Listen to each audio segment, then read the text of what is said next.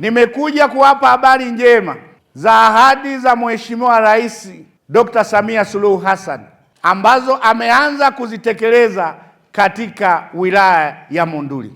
Ahadi ya kwanza naitangaza kwenu ni habari ya barabara ya kutoka Mtoambu kwenda Selela kilomita 23.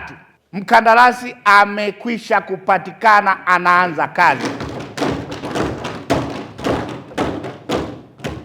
Ni barabara ya muda mrefu, imeombwa na wananchi na viongozi wa Monduli na Ngorongoro. Lakini habari njema nyingine ni kwamba barabara iliyokuwa inapigiwa kelele muda mrefu kutoka hapo mjini Monduli chini kwenda Monduli juu kilomita 11, jana mkandarasi amepatikana. Niseme nisiseme? Ninayo taarifa nyingine ya kujengwa mzani wa kisasa. Tunauhamisha kutoka Makuyuni tunauleta Meserani.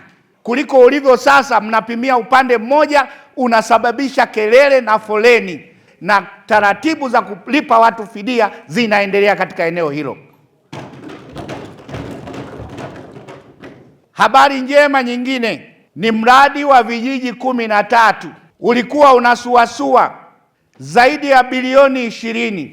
Nilipokuja mkaniambia, nilienda kufuatilia wizarani, tumekubaliana yafuatayo. Vijiji hivi 13 maana yake vinahusisha pia vijiji ambavyo vina ukame wa maji. Tunatoa maji Ngaramtoni tunapeleka mpaka kijiji cha Nanja. Mradi huu unahitaji mabomba zaidi. Tumetaka mkandarasi asitupige chenga. Serikali inawapenda wananchi. Serikali imechukua dhamana, kwa sababu mradi huu asilimia kubwa ni mabomba. Akachukue mabomba kiwandani, serikali italipa mabomba, yeye atandaze mabomba hayo. Najua mnajua kuna mradi wa maji wa pale kuna Makuyuni, kuna Mbuyuni, kuna Naiti, vijiji 4. Wananchi 21,000 wanatarajia kupata maji, na serikali imetoa bilioni 7 na wahakikishia mradi huu utakamilika.